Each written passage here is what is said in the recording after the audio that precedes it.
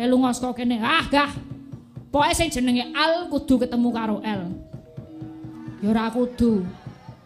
Upama engko sing jenenge L kuwi ketemune karo Puji ngono dadi LPG. Dadi wangune ya L kuwi karo Al.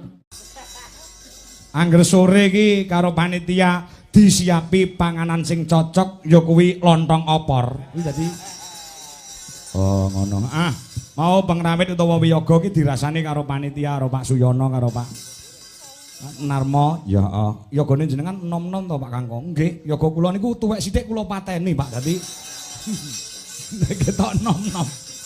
Oh ngono ah ya. Nggih, ya sembah nuwun. Iki ora ketang sak kemerangan Mbak Elisa. Ya. Sampeyan ndalango nggon adegan apa terserah perang gagal ya kena. Men marem para panitia ngerti kabisane Mbak Elisa ya sinden iso, ndalang ya iso, sekolahe ya arep doktor. Oh, ngono ah. Mula dheweke nganti sayahene urung kersa palakrama utawa urung kersa rabi, isih pengin menyelesaikan studinya Mbak El. Heeh. Mbak El muga-muga entuk jodoh Mas Al. Ngono ya. Pas nduk kuwi golek jodoh L sing wedok sing lanang Al. Oh ngono aku duwe jago lek ngarepe Al. Sapa? Sopirku Alex Sukino tadi.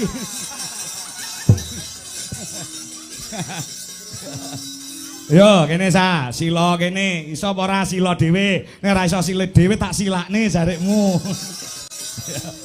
Oh ngono ah. Nganggo keprak Solo apa keprak Yogya? Oh ngono ya. Ya. Ora kita nggo dodo terus barang sedelo wis sah bahwasanya kene iki ya pengen nonton kaya ngapa kridane Mbak Elisa Orkarus Alaso. Oh ngono ya. Ya. Ayo Mbak El, ayo Mbak El. El ki entah laras utuh Elisa. Wah ngono ah. Ayo gen toto.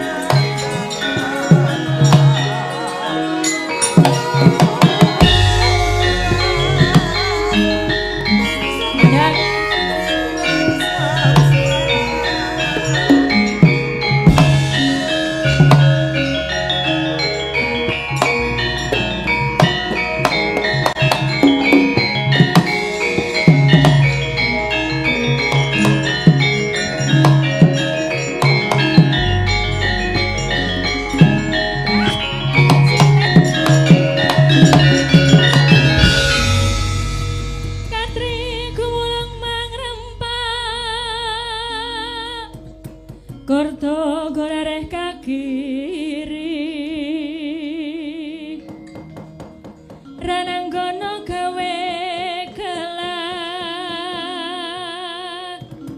ana wang-wang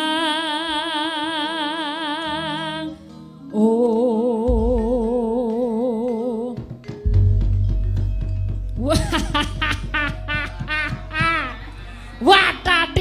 watatita titane sapa nek wayangi ngono kuwi babo watatita aku arep menyang dusun Demalang ngerti-ngerti ana bocah cilik resik mbuh atos ora wi tangane apane sing atos tangane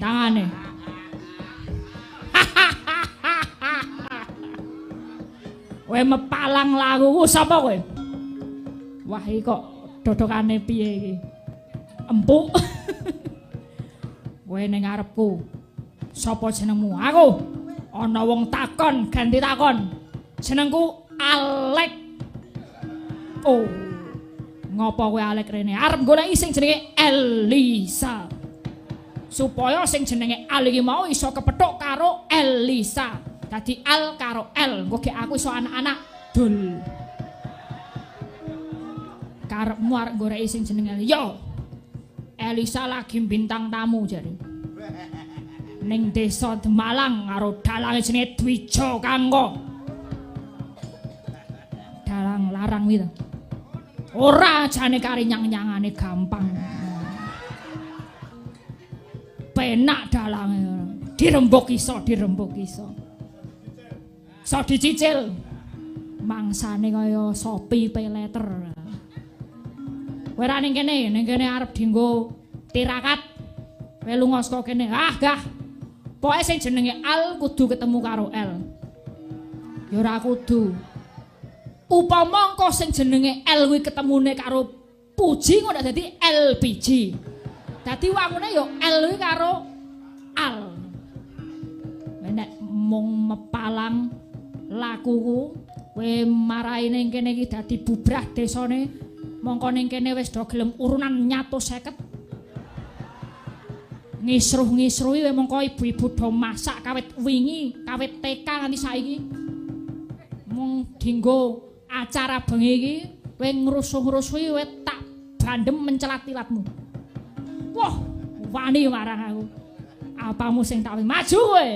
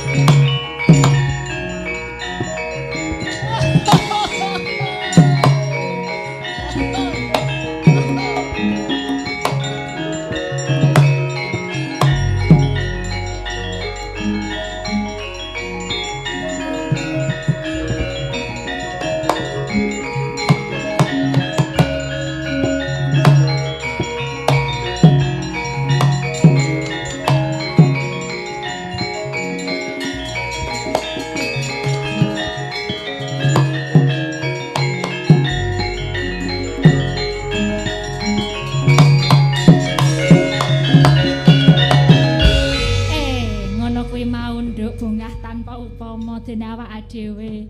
Sak loron ketiban sampur. Bintang tamune sapa? Ki Dalang Dwija Kangko. Ampun Pak Kangko nggih. Menika mau nggih sak pokoke setetek-setetek kemawon nggih. Nggih, dilalah niki mboten saged ngeprak sikile. Soale pakai rok ngono malah kaku enggak iso ngadek aku ya. Nggih.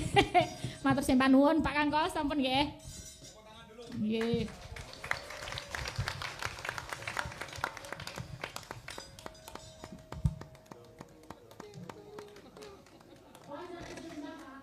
Nggih.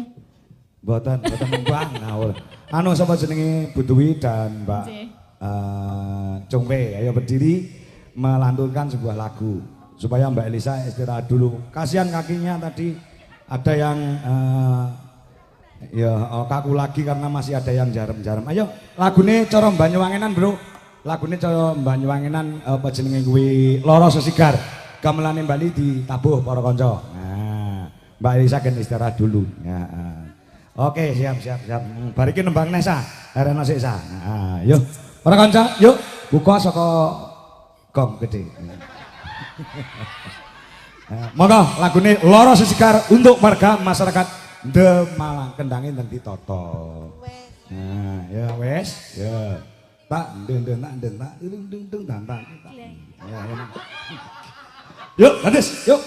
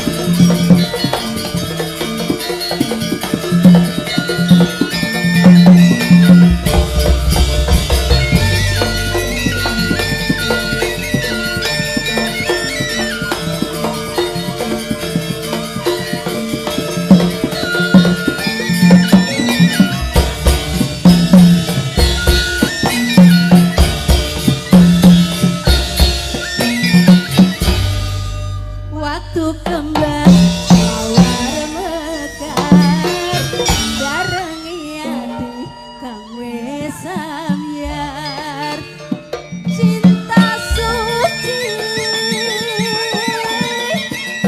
kang sing kabalas kaya-kaya ati rasa sapa wonge sing kantru kaya siji rasane sewu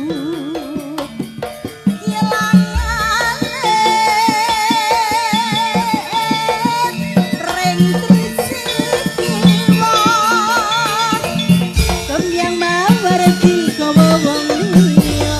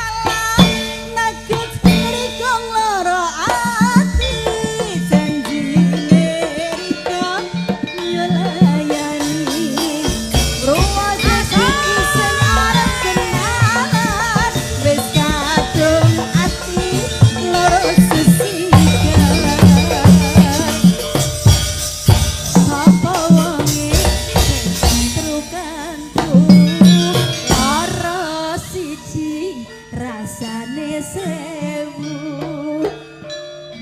kelang alen ring trijikiwa kembang mawar dikawa wong liya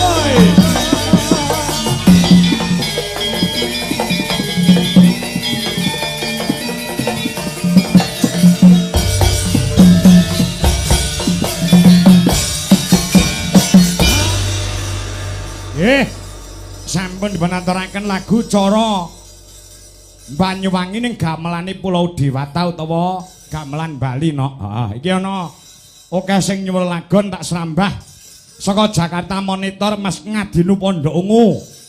Nggih, ugi Mas Joko Pilang Kenceng Madiun nyimak Pak Dalang sembah nuwun. Ula penggemar Pak Kangko, nggih, nyuwun gendhing imbang ana katresnan ingkang nyekar Mbak Elisa. Salam saking Ucok katur dumateng ingkang rawuh. Ya, teng online matur sembah nuwun nggih. Ya, sapa meneh? Menika saking Mak Joko. Ya, Desa Kedung Malang Papar Kediri uga monitor. Oh, ngono. Sapa? Iki Mas Tulus Cikarang uga monitor. Ya, mbah nuwun. Ditambah ya, Yung. Mas Tul Kiyem. Sing saka Kediri utawa KPK penggemar komunitas penggemar Kangko Kediri. Ya, sampai jumpa Kediri Barbodo. Ya, ya. Suwe men.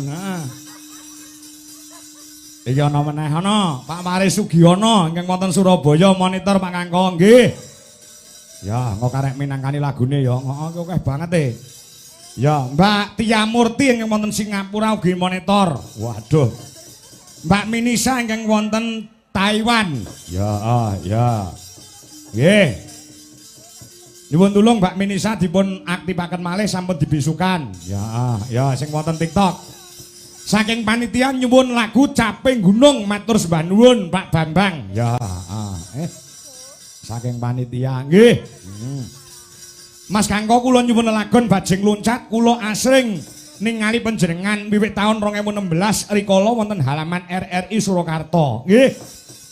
Ugi peresmian flyover Palur. Oh nggih. Ya. Nggih, saking Bu Eni Pujiati Demalang RT Loro RW 6 sembah nuwun. Alhamdulillah panjenengan saged pentas wonten kampung kula. Nggih, Bu Eni sembah nuwun Bu Eni. Ya. Ya, esoke dawuh, heeh. Ya. Ya diaturke lagune panitia sing nyuwun Caping Gunung. Ya. Caping Gunung ya. Heeh. Mbak Elisa Orkarus Alaso men dikancani karo bintang-bintang Dwi Jolaras Indonesia. Ya. Ana Mbak Wanda Amara saka Ngawi, ana Mbak Okvalica saka Sidoarjo, Jawa Timur uga Mbak Mayang Anjar Sari. Oh, ngono Mbak Mayang Anjar Sari, heeh. Saka Kandang Sapi Surakarta. Ya. Bluro. Jumeneng kabeh ya, Ca. Ah, ya.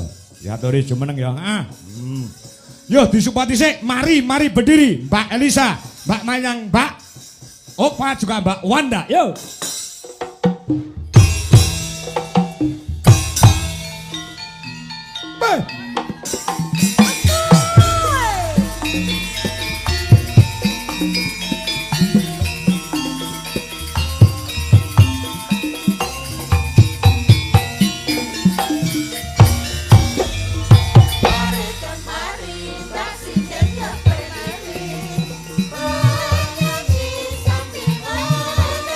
Goyang kanan, goyang kiri.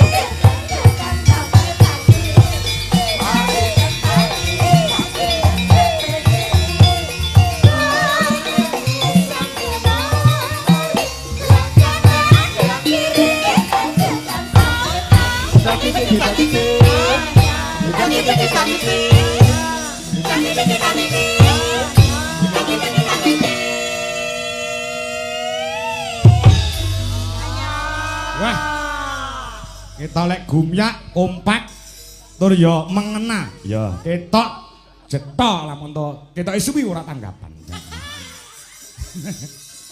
Ya, lagune Caping Gunung Mbak Elisa, Mbak Wanda. Halo Mbak Wanda yang mana? Halo, Pak. Halo. Pak. Lama nggak jumpa. Apa pekerjaanmu selama libur beberapa hari ini? Napa nggih, Pak? Nganggur, Pak. Oh nganggur. Nganggur. Tiba nganggur mbok ditawak-tawakne. Kancane yo gelem lho. Ampun to, Pak. Tegese ditawakne iki gawean mbok sinten sing butuh sinden. Ngono lho, Ndak. Mbak Opa Lica saka Sidoarjo. Dalem. Wah, iki pomong nganggur ora masalah mergo iki ora mung trimo nyinden ning nari barang. Leres ta, Mbak Opa? Dalem? Leres ta? Nggih leres. Leres. Tapi nggih niki nggih nganggur, Pak. Weh, nganggur. Nggih. Nggih mboten napa-napa pancen ya musime rendeng kok. Nggih. Mula kamu ucapan terima kasih untuk warga Demalang yang telah nimbali awake dhewe sak kanca. Pak, Dalem. matur nuwun karo warga Demalang jajak omongo. Aja mung entuk ayu tok kudu iso omong. Ayu ora iso omong ya apa mung. Astagfirullah. Ayo. Omongo jajal dites. Kaya Elisa mau carcor-carcor kuwi iso ora? Saged. Saged jajal. Desane pundi, Pak? Demalang dusune. Demalang. Heeh. Nggih, Bapak Ibu wilujeng dalu. Ah, sing dalu. Bapak Ibu wilujeng dalu. Kok mboten semangat nggih, Pak? Mau aku nek anu ngucapke salam nek mboten semangat. Ayo, baleni neh sing cetha. Bapak Ibu wilujeng dalu. Nggih, matur nuwun nggih Ibu, Pak, sampun ngejob. Halo, guys. Menika sinden kula asli saking Sidoarjo, Bapak-bapak, Ibu-ibu. Wah, menika selain nyinden no narine ya apik, dapuk dadi ro wayang wong ya luar biasa. Tur ngibadahi ya tekun. Niku nek mboten nyinden, wah nganggo jilbab. Arep nyinden mending isaan sik. Bar nyinden mending subuhan. Disenggol wong lanang ngono. Astagfirullahaladzim. Disenggol wong lanang. Ya Allah kula dosa. Bar dikeloni meneng ae. Maksud dikeloni bapake. Oke nduk banyolane sian ya. Mbak Opa, iki Mayang. Ayo, Mayang, ayo gage. Apa, Pak? Piye kabarmu, Nduk? Saya, Pak. Sae. Nggih. Ah, yo nembang ya. Nggih. Pak mboten ditekoni. Iki Mbak Mayang. Selama ini kamu mengapa? Kula mboten ate leren belas no, Pak. Lek nyinden po. Mboten. Terus? Litir bekicot. Oh, ider bekecot. Jabang bayi mbok diderne wong kancane dhewe doyan kok. Lah Pak Doe wis kelambetan lho dadi. Heeh. Wis pokoke ya kudu enek kesibukan sing positif ya, Yang Mayang. nggih, Pak. Aja nganti kesibukan sing tidak positif. Nggih no. Nek nganti positif karo negatif kuwi digathukne bekasane dadi konslet. Lah. Nggih. Yo coba kaya apa caping gunung langsung dindangdukne. Monggo para kanca Dijalaras Indonesia. Yo.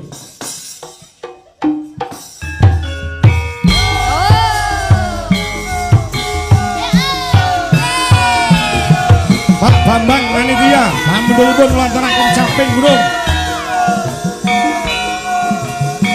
Dijalaras Indonesia lagi.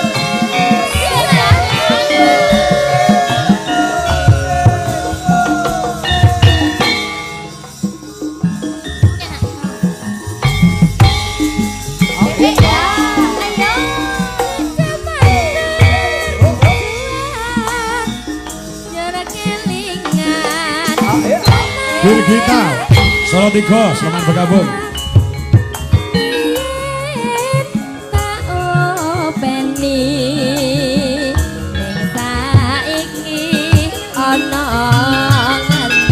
Pak Darsono Kampret, saking Lampung ugi monitor, Bandung.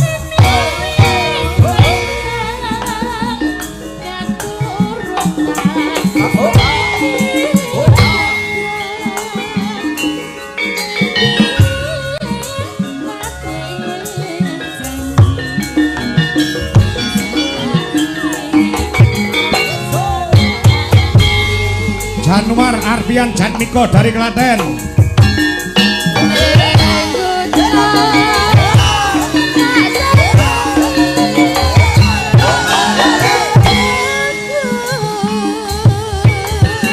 Oh.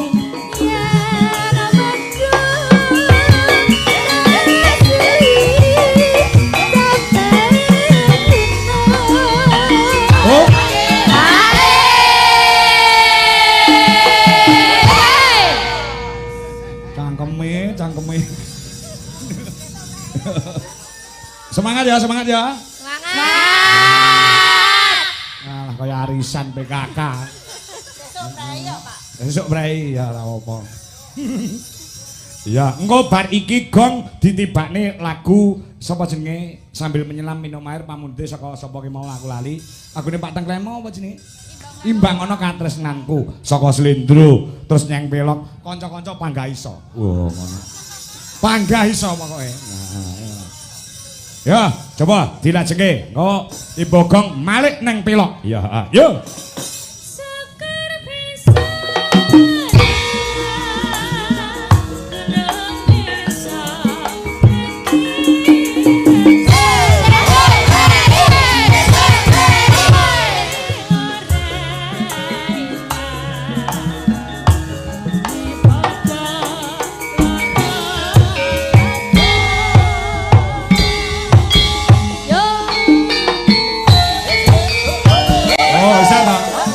Bisa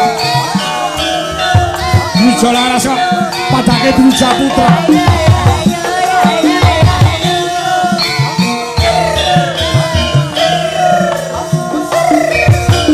Gak mau pulang, mau jadi goyang.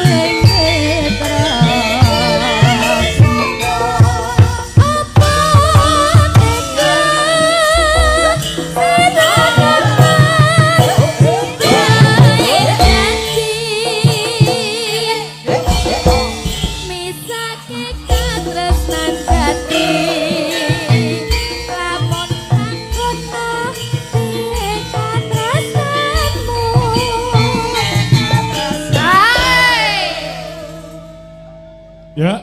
Monggo Kang Mas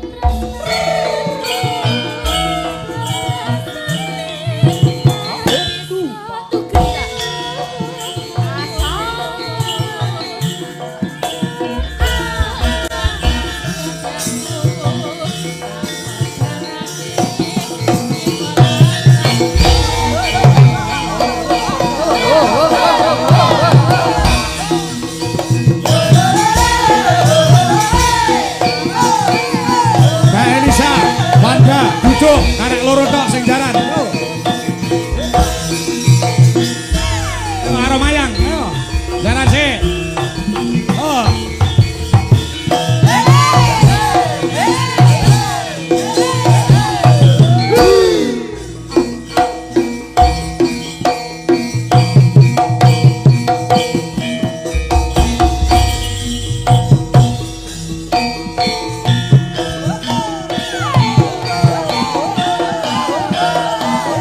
Ayo ye yo.